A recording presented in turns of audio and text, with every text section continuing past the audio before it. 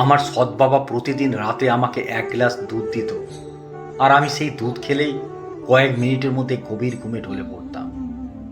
সকালে উঠলে মাথা ঝিমঝিম করত, শরীর ব্যথা লাগতো, জামা কাপড়ও এলোমেলো থাকতো। আমার নাম পূজা। মা মারা যাবার পর আমার জীবনটা যেন এক মুহূর্তে থেমে গিয়েছিল। ছোটবেলা থেকেই আমি শুধু মাকেই নিজের পৃথিবী বলে জানতাম। বাবা অনেক আগেই মারা গিয়েছিলেন। পরে মা দ্বিতীয় বিয়ে করেন। সেই মানুষটিকেই আমি সৎ বাবা বলে ডাকতাম। মা বেঁচে থাকতে উনি খুব শান্ত, ভদ্র আর দায়িত্ববান মানুষের মতো আচরণ করতেন। মায়ের সামনে কখনো উঁচু গলায় কথা বলতেন না। আমার পড়াশোনার খোঁজ নিতেন, মাঝে মাঝে চকলেট এনে দিতেন। তাই মাও তাকে খুব বিশ্বাস করত। মা সবসময় বলতেন, মানুষটা ভালো, আমি না থাকলেও তোকে দেখবে। তখন বুঝিনি মানুষকে চেনা কত কঠিন। মা হঠাৎ অসুস্থ হয়ে পড়লেন। কিছুদিন চিকিৎসা চলল, কিন্তু একদিন সবাইকে কাঁদিয়ে তিনি চলে গেলেন। মাকে কবর দেওয়ার দিন মনে হয়েছিল আমিও যেন ভিতর থেকে মরে গেছি। মা চলে যাবার পর সৎবাবা আমার মাথায় হাত রেখে বললেন, তুই চিন্তা করিস না মেয়ে, আমি তো আছি, তোকে নিজের মেয়ের মতোই রাখবো।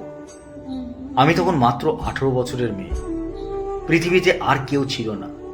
মামারা দূরে থাকতো, আত্মীয়রা কেউ খোঁজ নিত না। তাই বাধ্য হয়েই সেই বাড়িতে থেকে গেলাম। প্রথম প্রথম উনি সত্যি খুব যত্ন নিতেন। বাজার থেকে আমার পছন্দের ফল আনতেন, নতুন জামা কিনে দিতেন, রান্নাঘরে গিয়ে বলতেন, তুই এত কাজ করিস না, পড়াশোনা কর। মাঝে মাঝে মাথায় হাত বুলিয়ে বলতেন, তুই এখন আমার সব। আমি ভাবতাম হয়তো সত্যি উনি ভালো মানুষ। মা ভুল মানুষকে বিশ্বাস করেননি।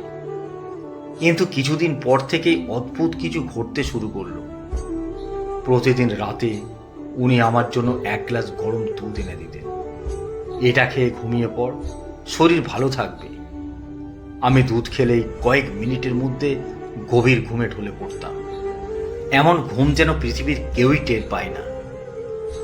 সকালে উঠলে মাথা ঝিমঝিম করত, শরীর ব্যথা লাগতো, কখনো হাত পা অবশ লাগতো, মাঝে মাঝে জামা কাপড়ও এলোমেলো থাকতো। প্রথমে ভেবেছিলাম হয়তো মায়ের শোক, মানসিক কষ্ট আর দুশ্চিন্তার জন্য এমন হচ্ছে। কিন্তু প্রতিদিন একই ঘটনা হতে থাকায় আমার মনে সন্দেহ জাগলো। একদিন আয়নায় নিজের মুখ দেখে আমি নিজেই চমকে উঠলাম। চোখের নিচে কালি, মুখ শুকিয়ে গেছে, শরীর দুর্বল। পাশের বাড়ির রহিমা কাকিমা আমাকে থেকে জিজ্ঞেস করলেন, মা তোর কি হয়েছে, এত শুকিয়ে গেছিস কেন? আমি সব খুলে বললাম। কাকিমা চুপ করে কিছুক্ষণ বসে রইলেন, তারপর ধীরে বললেন, আজ রাতে দুধটা খাস না, চুপচাপ ফেলে দে, তারপর দেখ কি হয়। আমার বুক কেঁপে উঠল। আমি জিজ্ঞেস করলাম, কাকিমা আপনি কি কিছু ভাবছেন? তিনি বললেন, আগে নিশ্চিত হই মা। সেদিন রাতে সৎ বাবা আগের মতোই দুধ এনে দিলেন। নে মা, খেয়ে ঘুমিয়ে পড়। আমি হাসার চেষ্টা করে বললাম, ঠিক আছে বাবা। উনি চলে যেতেই আমি দরজা বন্ধ করে দুধটা বাথরুমে ফেলে দিলাম। তারপর বিছানায় শুয়ে চোখ বন্ধ করে ঘুমানোর ভান করলাম। সেই রাতটা আমার জীবনের সবচেয়ে দীর্ঘ রাত ছিল। ঘড়ির কাঁটা যেন এগোতেই চাইছিল না। রাত প্রায় 2টো নাগাদ খুব আস্তে দরজার শব্দ পেলাম। আমার বুক ধকধক করতে লাগলো। ধীরে ধীরে কেউ আমার ঘরে ঢুকলো। পায়ের শব্দ থেমে গেল আমার বিছানার পাশে। আমি চোখ আধ খোলা করে দেখলাম, সে আর কেউ নয়, আমার সৎ বাবা। উনি নিচু গলায় বললেন, আজ তো খুব তাড়াতাড়ি ঘুমিয়ে পড়েছিস। তারপর আমার গায়ে হাত দিতে যেতেই আমি জোরে চিৎকার করে উঠলাম, চোর বাঁচাও, কেউ আছেন? উনি হতভম্ব হয়ে পিছিয়ে গেলেন। চিৎকার শুনে পাড়ার লোকজন দৌড়ে এলো। রহিমা কাকিমাও এলেন। সবাই ঘরে ঢুকে তাকে ধরে ফেলল। আমি কাঁদতে কাঁদতে সব বললাম। প্রতিদিনের দুধ, অদ্ভুত ঘুম, সকালের দুর্বলতা সব। লোকজন রাগে ফেটে পড়ল। কেউ বলল লজ্জা নেই, কেউ বলল মেয়েটাকে মেয়ে বলে রেখে এই কাজ। তারপর পুলিশে খবর দেওয়া হলো। পুলিশ এসে তাকে নিয়ে গেল। তদন্তে জানা গেল অনেকদিন ধরে উনি দুধের মধ্যে ঘুমের ওষুধ মিশিয়ে আমাকে অচেতন করতেন। সত্যিটা জানার পর আমি ভেঙে পড়েছিলাম। যাকে বাবা বলে বিশ্বাস করেছিলাম, সেই আমার জীবনের সবচেয়ে বড় শত্রু বেরোলো। আমি কয়েকদিন কারো সঙ্গে কথা বলিনি। মনে হতো সব শেষ হয়ে গেছে। রহিমা কাকিমা তখন আমার পাশে দাঁড়ালেন। তিনি বললেন, মা, অন্যায় করেছে সে, লজ্জা তার, তোর না। তুই মাথা উঁচু করে বাঁচবি। সেই কথাগুলোই আমাকে বাঁচিয়ে দিল। আমি সেই বাড়ি ছেড়ে বেরিয়ে এলাম। এক মহিলা হোস্টেলে উঠলাম।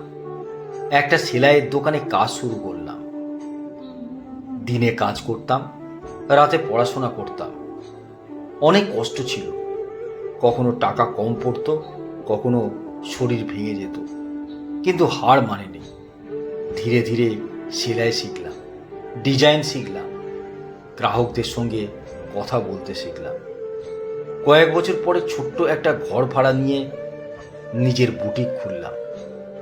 দোকানের নাম দিলাম নতুন জীবন। আজ আমি নিজের পায়ে দাঁড়িয়েছি। শুধু নিজে না, আরও কয়েকজন অসহায় মেয়েকে কাজ দিয়েছি। যারা জীবনে কষ্ট পেয়েছে তাদের বলি, শেষ ভাবিস না, শুরু ভাব। অনেক সময় দোকানে দাঁড়িয়ে মায়ের কথা মনে পড়ে। মনে হয় তিনি কোথাও থেকে দেখছেন। আমি শুধু একটা জিনিস শিখেছি, সব সম্পর্কের নাম পবিত্র হয় না।